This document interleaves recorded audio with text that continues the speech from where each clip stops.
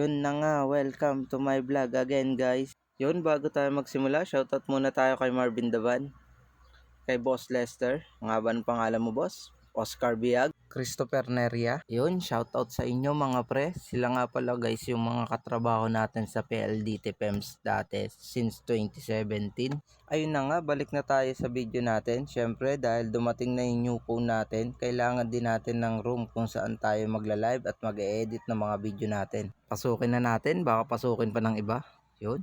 Yan guys, sobrang kalat talaga. Nag-aayos pa kasi talaga ako dito. Tapos biglang dumating na yung phone natin. Kaya kailangan ko na agad tong linisin.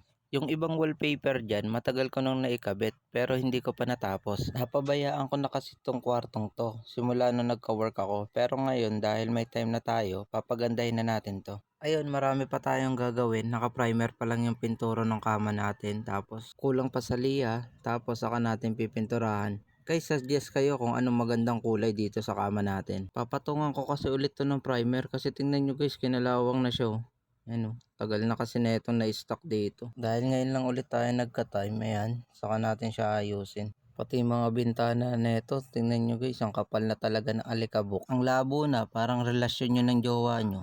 Oh, baka may mag-react dyan, sabihin, panay ka jowa, wala ka naman jowa. Ayan, balik na tayo. Tingnan nyo, kinakalawang na tapos ang kapal pa ng dumi. Buksan muna natin yung mga bintana kasi para pumasok yung sariwang hangin. Pati pala tong aparador natin, nag-iba na yung kulay. Kulay putim na. Puti na may konting itim. Pati din pala yung mga kisame. Kailangan na rin pinturahan. Pero mas maganda ata kung wallpaper na lang din. Ano kaya magandang kulay dyan? Suggest naman kayo guys. Tapos sinimulan ko na maglinis kasi nga baka mainip kayo guys, ang dami kong kwento, wala namang kwenta. Dito pala pinagbukod-bukod ko na yung mga damit at mantalon. Hindi ko na nga alam kung kanino tong mga to, pero sige lang ako sa pagtupi. Pati mga medyas hiwa-hiwalay, di ko alam kung magkikita-kita pa sila ng mga kapares nila. Maya-maya ilalagay ko na sila sa mga plastic nila tapos liligpitin ko na. Sa kabilang kwarto ko lang naman sila nilagay. Tapos ayan, malinis na, natiklop ko na yung mga tiklopin, yung mga damit wala na, tapos susunod ko na itong mga pang workout ko. Dito lang din kasi ako nagbubuhat dati, mahihain kasi ako pumunta ng gym.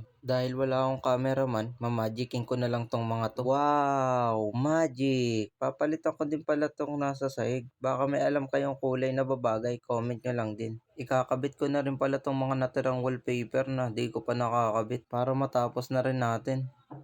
Oo nga pala, bago pala yun, kailangan ko pa rin pala itong tanggaling mga box. Sa likod kasing mga to, may mga wala pang wallpaper dyan eh. Kailangan ko pang lagyan. Tapos dyan ko rin kasi ipapatong yung electric fan pag matutulog na ako sa taas. Dito rin pala sa likod ng pinto, hindi pa rin tapos. Kakasya pa kaya yung mga natira ko? Sige, simulan na natin igabit. Dito tinanggal ko na yung box, di ko lang nabidyohan. Marami kasing laman at punong-puno pa. Dito, umakyat na ako at sa mismong cabinet na ako pumatong. Matibay naman to, parang relasyon niya lang dati nung bago pa kayo. Ay, joke lang pala. Balik na tayo sa ginagawa natin. Madali lang pala to ikabit, gunting lang ang gagamitin natin. Gupitin nyo lang sa tamang sukat tapos idikit nyo. Yan. Boxer short po pala yung suot kong gray. Kaya wag po kayong mag-alala. Wala po dyan lalabas na lagayan ng barya. Maya-maya po, bababa na po ako dyan para lumipat ng pwesto. Ang mga susunod po na eksena sa video ay pawang mga professional lamang po ang gumagawa at may angkop na karanasan sa work of heights at bawal po gayahin ng mga bata. Dahil nga po wala kaming house ladder at mababa po ang pagkaka-flooring ng second floor namin.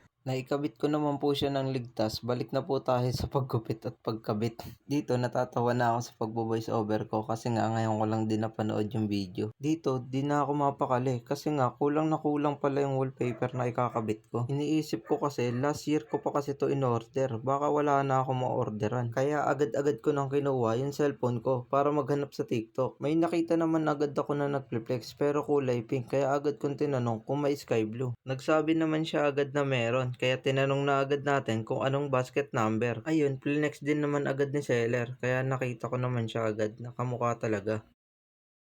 Siyempre, agad na natin itong hinanap at o-order na agad dalawang natin. Pindot ng place order, tapos cash on delivery, tapos place order ulit. Antay lang ng konti, tapos yun, okay na.